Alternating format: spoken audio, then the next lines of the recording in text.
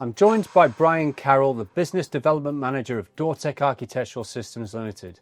Brian has been with Dortech for over 10 years now and has worked with a number of our clients across a breadth of different projects with different types of complexity in different types of sectors. Most recently, Brian has been involved in Pendle Police Station for Wilmot Dixon, and I've brought him here today to answer a few questions in respect to the project and how things developed and how the project was delivered. So Brian, knowing that, with Pendle Police Station, how did it start life? Pendle Police Station, we originally had contact from Wilmot Dixon at stage 3, which is an earlier stage than we would generally be approached in a contract. We were appointed at that point to develop the design for the project alongside them because there were some quite intricate details. The project involved installation of a curtain walling across 3 floor levels, but with external brise-soleil fins on the outside of the building. Those fins were introducing some quite eccentric loads into the curtain walling, as in a form of a bending moment. So we had to employ a structural engineer to help us assess the calculations for the curtain walling, because the IXX and the IYY values of the curtain walling were quite different from what they would be on a normal facade. So just talk us through that in a little bit more detail. For people who are not familiar with inertia values, IXX and IYY values, what exactly are they? So effectively with the IXX, that is when we look at the span of a curtain walling mullion from this base to a floor level or to a steel at the head of the building. And then we need to assess how bendable that aluminium can be, really, in terms of the wind load that's acting on the building. If you imagine the wind is pushing against that section and it's actually trying to make it deflect, we have to make sure that that section is strong enough so that it only deflects by a permissible amount. Otherwise you could get situations where your glass would begin to crack. And I believe that term is called glass racking. That's correct. And obviously that's a pretty serious risk.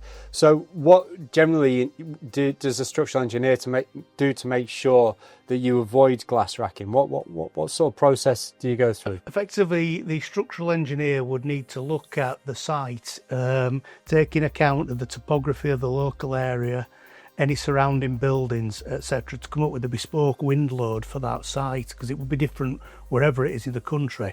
Obviously places in the north nearer the coast are going to be a lot windier than maybe somewhere in the home counties around London. So the engineer needs to assess that and provide us with a bespoke wind load for that site. What we then do with that, we put that through the technical software or the system software that then allows us to assess how strong the glazing bars need to be to stop them having too much movement in there. Basically, when you have an aluminium frame system, you can accommodate about 3 to 4 mil generally of movement in racking mode before you will get aluminium to glass contact. And aluminium to glass contact is obviously the point where the glass is most susceptible to break. Correct. Right, and what's the risk of, obviously glass breaking is quite a scary thing, but what can actually happen as a consequence of the glass breaking? If you had something like the glass actually breaking in situ, obviously it's very unsightly from a point of view from anybody in the building. Worst case scenario, that glass under a high wind load condition could effectively get sucked out of the building and would therefore present a risk to anybody underneath the building. I mean, it could even result in a fatality. You can't really prevent it from happening in terms of racking, but safety you introduce into the glass with an overhead glazing system, you should really be using a laminated substrate on the outer pane so that if the glass does break, effectively the PVB, which is the glue between the 2 sheets of glass, would hold the glass in place so it becomes safe even though it's cracked, and then obviously it can then be removed safely and reglazed.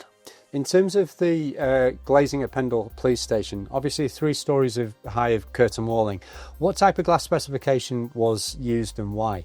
We had a situation on Pendle where the architect was concerned about solar gain within the building, so with it overheating in days when the sun was shining on the building. So what we had to do with that is to consider what we call the G value, which is the amount of solar radiant heat in the building. So there was a special coating on the glass to reduce that heat gain. But at the same time, because of the fins on the outside, the fins were creating a moving shadow across the glass, which would have it at risk of thermal fracture. So what we have to make sure in them situations we do is make sure that the glass is tempered, or at very least heat strengthened, so that the risk of the thermal breakage is then taken away. So in terms of tempering the glass or heat strengthening the glass, can you just talk us through that process? What does that involve? So if you have a normal piece of glass that there's often called annealed glass, what additional processes do you go through to heat strengthen a piece of glass? Effectively, when we begin with an annealed glass, is just like a normal glass that will not break safely. If it shatters, you're going to get big shards coming out of that, which would be dangerous. Glass is then either tempered or heat strengthened by going through a heating process, which actually tempers the glass, much as if you were tempering a piece of metal in a workshop. That heating up process makes it a lot stronger. Heat strengthening would probably increase the strength of that glass by around 20 to 30%, where heat toughening it will make it 100% stronger. Also, at that point, you could make the glass even safer by getting two pieces of either heat toughened glass or heat strengthened glass and then laminating them together, so you remove any risk of that glass falling away. Fantastic. So one of the things that is quite common in the industry, is quite a big talking point, is impurities in the glass during manufacture, and this became quite prevalent with the amount of recycling that goes on, where you get contaminants in the glass as it's going through the manufacturing process. Things like nickel sulfide, but not restricted to nickel sulfide. There are other things as well. So in order to sort of preserve the glass and stop it from spontaneously breaking on site, what sort of measures would you go through over and above like toughening the glass? So we have found, and this has been an industry-wide problem for probably 25-30 years now, that unless the ovens in the glass tempering process are sparkling clean, there is always a risk of inclusions, whether they be nickel sulfide or other impurities in the glass that are microscopic and can't be seen with the naked eye. Effectively, over time, those inclusions can grow, especially where they're in direct sunlight, to the point where they then cause the glass to spontaneously break. To reduce the chance of that happening greatly, we then put a toughened glass through a second almost tempering process, where it is heated again to, I think the figure is 290 degrees for a 2-hour period, which removes, I think from the top of my head, it's about 95% of any inclusions that are in that glass. So effectively, if there is an inclusion in the glass already, it will be encouraged to break while it's in the oven, so that any of the glass that then goes to site has already been through that process, and the chances of getting a nickel sulfide breakage are massively reduced. Right, fantastic. So that covers the curtain wall design and the glass specification. Were there any other considerations on this project? Because I've noticed that the colour doesn't look like a standard anthracite grey like a lot of projects are. Are there any other aspects of this project that we needed to consider? We had a non-standard colour. It was, I believe, a colour from the metallic range, which comes at a premium, but it's like the similar metallic finishes that you'd see on cars, which effectively makes it look a more shiny appearance.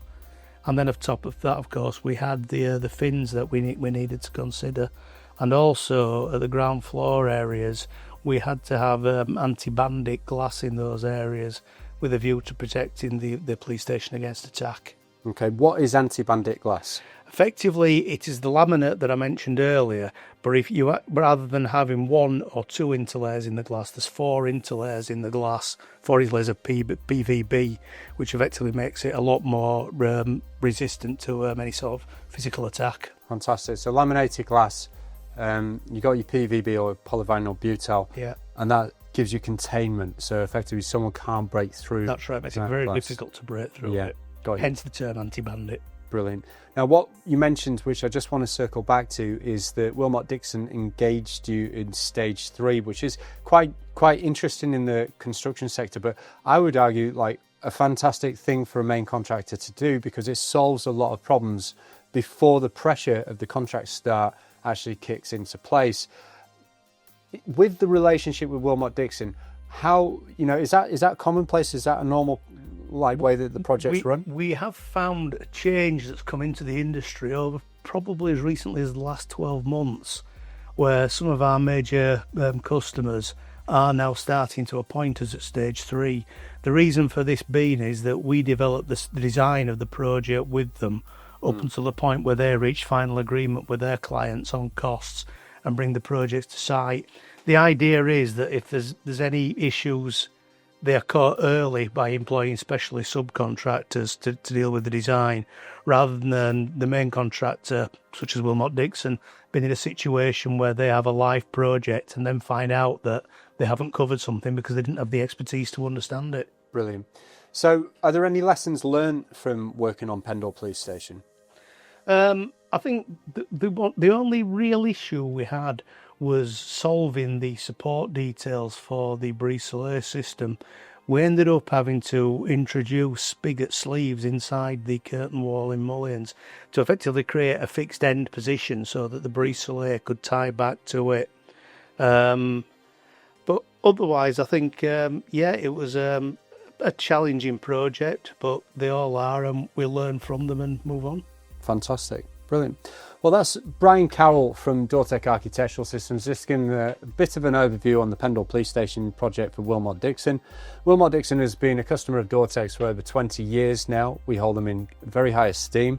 They're a fantastic main contractor that prides itself on delivering projects right first time, on time, every time, and to an excellent quality and safely delivered.